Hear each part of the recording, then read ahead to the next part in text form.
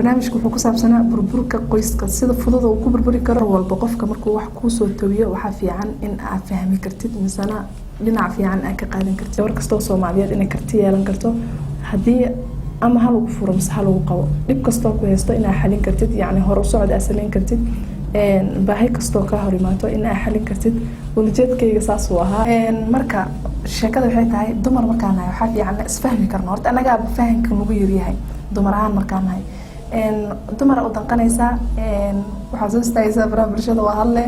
isla dumarkii ka soo falcelinayo waxyaalo yani qaab daran inuu ku soo qoro mise kuula qac laga yaabo waayahay marka adiga oo wax waaninaya oo wanaajinaya loo tarjumo si markaasi ka duwan sida uu waday ayaa waxa ka yimaada falcelin ama waxyaabo kale ama in bulshada la maray habaabiyo iyadoo hore loo yiri si waxan u sheeg sixir waa uu ka daran yahay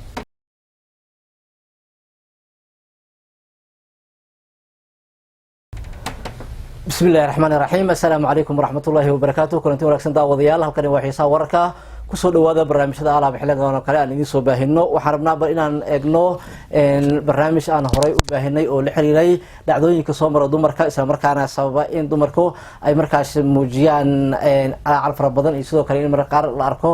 dumar fara badan oo oynaya taasi ayaa waxa ay keentay in markaasi aan soo bandhigno barnaamij aan ka soo wareysanay umul amaas oo kamid ah haweenka markaasi wacyigeliya dumarka taas oo ku baraarujisay in dumarka loo baahan yahay inay muujiyaan dhabar adeeg xaalad kasta oo soo marta waxaana barnaamijkaasi qaar kamid ah bulshada ay u darjumeen inuu ahaa dhacdo markaas rasmi ah oo ayada ku dhacday isla markaana loo fasiray si qaldan marka bal waxaan rabnaa in dhacdaasi aan dib u eegno barnaamijkaasi waxa uu ay ula jeeday gabadhaasi mar kale ay ka hadashay daawasho wacan barnaamijku wuxuu ku saabsanaa burburka qoyska sida fudud uu ku burburi karo walba qofka markuu wax ku soo tawiyo waxa fiican in aad fahmi kartid misana dhinac fiican aad ka qaadan kartid badbaadi qoysas badan oo burburayo ka hortag ciyaal badan oo dayacmaayo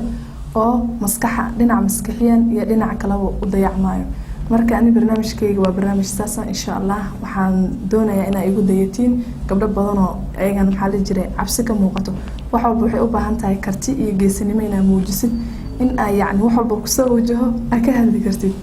marka waxaan leeyahay maadaama oo gabdho aad tihiin dumar aad tihiin hooyoyaal aad tihiin waxyaalaha badan oo qoysas ku burburaya inaad ka fiirsatiin oo yani ay ugu waansan qaadatiin ay had sheekada teeda kaleeto qofka markuu masiiro 10 ceen uu masiiri karaa maskaxdiisa camal qofka waxa waaye ma joogo markuu masiiro waxyaalo kale iska dhaadhacsiinaa markuu qofka masiiro waxa fiican inkastoo muddo dheer dadka iyadoo la siiyo hadana aysan fahmaynin inuu isdejin karo yani uu fiirin karo ilmahaas iyo dhibka dambe oo dhow qabsan doono hadii aad ka bixi karin teeda kaleeto waxay tahay dhibabka faraha badan ee hoose ee markii la kala tago dadka hooyadii aabaha markii kala tagaan waxa dhacdo in la soo falceliyo hadallo xun la soo adeegsado baraha bulshada marka waxaan leeyahay iyadoo la soo adeegsanin yani cafis qof kale uu muujin karaa iyo dulqaad fara badan qofkan hadduu xumaado qof kale inuu isdejin karo aan ka matalahay marka way fahmi kartiin oo maleynaya waana mahadsantihiin barnaamijyadeedana waa la socon doontaan because barnaamijkayga ani mar walba waa dhiirigelinta hooyada waxaan ku dhiirigelinayaa waxay tahay in wax kasta ku dhaco adkaysi ay sameyn karto يعني أنا لأركينين حمانتي إيه دبكة فرح بدن إيه ده هستو إن إيه قرصن كرتو يعني إسكات كان كرتو كل سوني فرح بدن إيه موجسو عيال هذا هست تعمل عيال كذا كات كان كرتو أو وحبر الشضو هذا بوس والبوين أبوحين كرتو قبلها سوماليات كرتي علينا هاي كرتي ده أنا وأنا صوب اللي كرتي هذا وأنا أتكيس سميسد ما فهمتين مركو حاد الله هاي إن شاء الله ولا له هيك شرفتنا إن هو يكون واحد رين marka sheekada waxay tahay dumar markaan nahay waxa fiican isfahmi karno horta anaga fahanka ugu yaryahay dumar ahaan markaan nahay dumar u danqanaysa waxa soo istaaysa barnaamijyada waa hadle isla dumarkii ka soo falcelinayo waxyaalo yani qaab daran inuu ku soo qoro mise kuula qac laga yaabo marka waxaan leeyahay gabar markaan tahay gabadha kale waxa kuma dheero waxaad isdheertiin ma lahan marka horta anaga aan soo naxariisano dumar ahaan marka anaga isku naxariisana noola naxariisana marka qaybaha ugu xun waxa waaye dumarka aan ka dayacanahay miska bahdilanahay waxay tahay anaga yaa maxaa la jiray isximinayno anaga yaa dhibaato isu qooreyno marka inta anaga dhibaato isu qooreyno dumarka kale walaalahaada oynayo kama bixi karaan maxaa la jiray dhibka heesto marka waxaan leeyahay isu danqada ogow inaad dumar tahay dumar kale wax ku dheereen marka dumar يعني xumaantiisa iyo dhibkiisa ku farxiisid waxa ogaataa dumarkaas kale inuu soo ku dheereen marka waxa waaye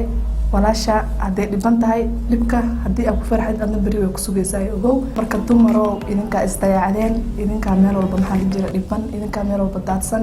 because dumarka waxay leeyihiin xishmad waxay leeyihiin xaquuq gaar ah ay leeyihiin hooyaa tahay waxa tahay warshadii caalamka tahay because hooyo marka tahay warshada caalamka tahay marka waxa fiican hooyo marka tahay waa arkaysin hooyooyin qaaqaawan oo xijaabkii aayad ilaahay ka tagay oo caalamka ka dhax qaylinaayo oo meel walba garab saarada wato waa aragteen waxay arkaysaa gabar ilmo lagu dayacay